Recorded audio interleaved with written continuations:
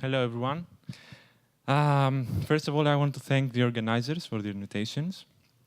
My name is Fanis Kolias. I'm from Greece, and last January of 2016, I launched Solomon. Solomon is a media and communication organization that focusing on social inclusion by using the media as a tool.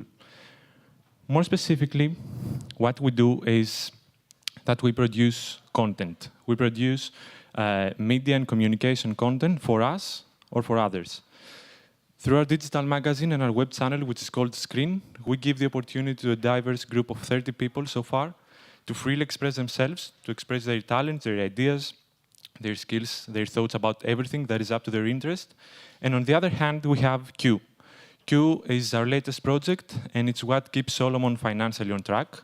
It's about the production of storytelling, photography, videography, graphics, and social media content for other media organizations or for other NGOs. Now, all this content is being produced, by people who have been trained in the first phase when joining Solomon through our educational program, which is called Educational Lab. Welcome. In a School of Journalism and Communication, Alternative Perspectives and Diverse Students. We launched this educational program on December of 2016. We ran the pilot phase, and now we're ready to establish it like a school from October. Now, I want to talk a little bit about how we started, which was due to the wrong direction. The first idea of Solomon came up on October of 2015, and it was about creating a magazine with an editorial team only by refugees who would write only about refugee issues. And that was the worst idea I ever had, because if I had done this, probably I would marginalize even more these people. It would be like putting labels to them, and then let's go to sell your business, to sell your refugee status. Luckily, in our first meeting, Nadir asked me, Fanis, why do you want to create a magazine for the refugees and not to create a magazine together? And of course, I never responded to this question because he was right. I didn't know what to answer. So, 3 months later, in January, we launched Solomon with a multinational team, locals included, everyone is included, even aliens. And we publish everything both in Greek and English, with an interesting thing that our topics vary, and this is what attracts our audience.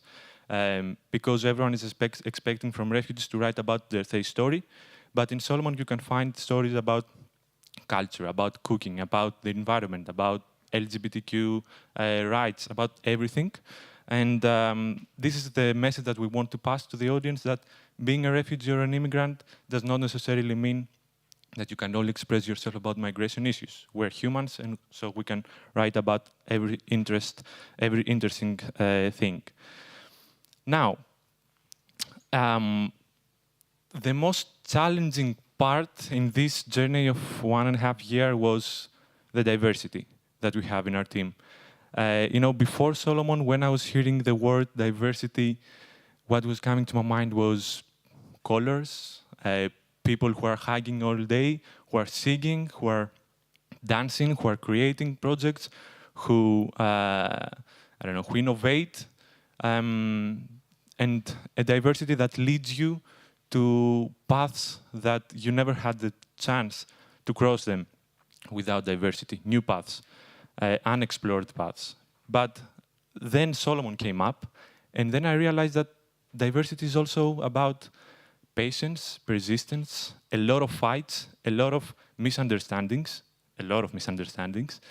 and respect, and taking steps back in order to see the whole picture and give space to the other persons. And that was the most difficult part, to sit on the table all together and find common solutions, even if we disagree. Because at the end of the day, it was Solomon. Just like in our society, at the end of the day, it's society, and we have to find common ways to coexist, whether we like it or not. I don't want to say more, because I'm the first one and I don't want to tire you. We're going to have the chance in the afternoon to the workshop to discuss more, and I'm here to listen to your questions. Thank you.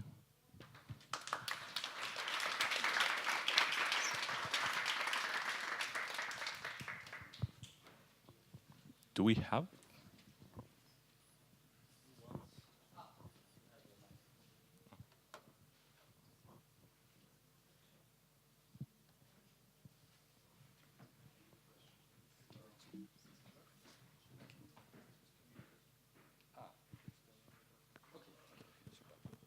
Hello? Yes, okay. No question? So just, I was so clear. may I start a question?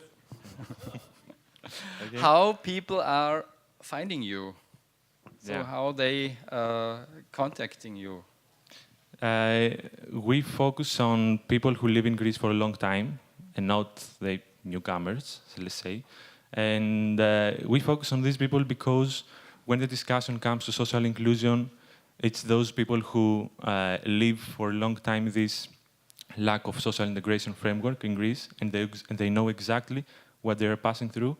And they are used to work just as interpreters in Greece, and suddenly an initiative came up that invites them to be part in the creation of projects, in the shaping of the organization.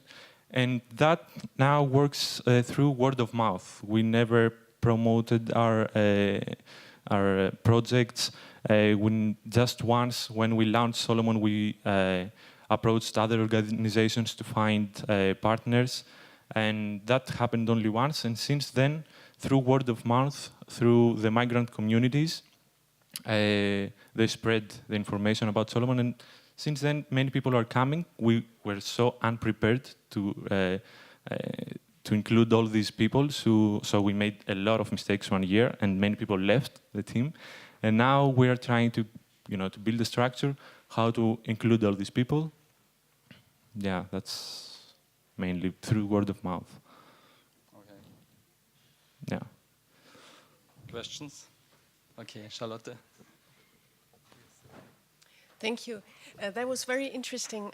Could you say a little bit more about your organizational structure and also financing, the resources that you have and how you get them? Yeah. Okay. Thanks for the question. We have, in the beginning, there was no structure for 1 year. And just a few months ago, we realized how important is the structure and of the organization. So we have organized everything, even if we are all volunteers, like a company. For example, the fundraising department, the communication, and everyone is involved in these departments. And about financing, until December of 2016, a few months ago, I started Solomon with my last salary from a previous job, and we received the first grant on December. It ended this May. So during these 6 months, we came up with the idea of Q, this project that I told you about, which is producing content for others. We launched it in the middle of May. It goes surprisingly well, because there is this thing that NGOs, especially NGOs everywhere, not just in Greece, they do not take care of their communication strategy, of their videos, of their photos, of their social media profiles, but they have realized how important are they to promote their missions. And since day one, we focused on our communication because that was my job previously. So everyone, was asking me, who is making your video? Who is making your photographs? Who is taking your photographs? And I was always, Aris is taking our photographs. Tassos is, for example, made our website. And then I realized, okay, why am I doing this? Why not Solomon take care of everyone's content? And we launched it on May, and it goes very well so far. The grant. I was I took part in a program of Robert Bosch Stiftung Foundation through the German Social Cultural Centers and Goethe Institute of Thessaloniki for cultural managers. And they funded actually only in Civilmedia Lab, the educational program, for 6 months for the pilot phase.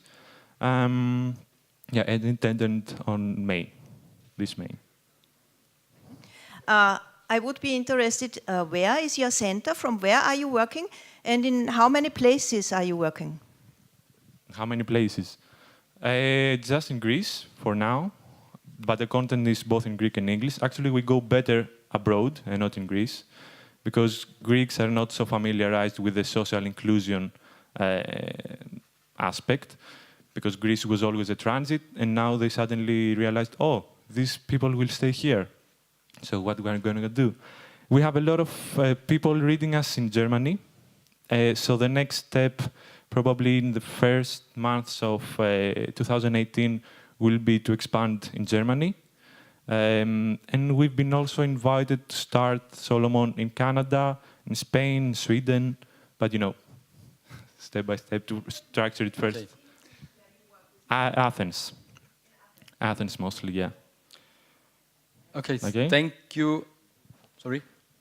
Just a short question. Yeah, Well, the last short one. question, long answer maybe. Can you give examples for the main topics that have occurred recently? That we When you covered. say content, yeah. Okay. So, when people join Solomon to contribute, the first thing they want to do is to start describing their story. How did they come from their countries? What was the situation in the camps, for example? And of course, we are open to do this. But we try to give them the space to start talking about everything. So after a few months, and after 2 or 3 articles or videos, they want to share their skills. We have a cook, for example, from Syria. He described his story twice, and now he said, okay, that's enough. I told my story. I want to start living like you and expressing my skills, and I want a cook show, for example. So now we're preparing a cook show. Or others who, Sebene, for example, who's from Ethiopia, and she has studied environmental studies, and she's focusing on the environmental issues. She's doing research, and then she wants to publish in Solomon, for example. We are open a little bit for the topics, for the variety of topics, but always we try to give, to have a more fun way to present everything.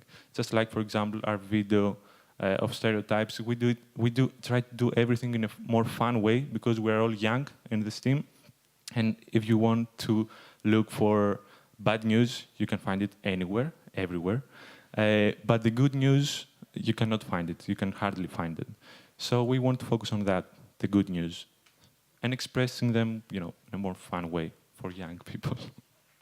So, Fanny, thank you for the Thank good you very news. much. And if you want more good news, the afternoon workshop is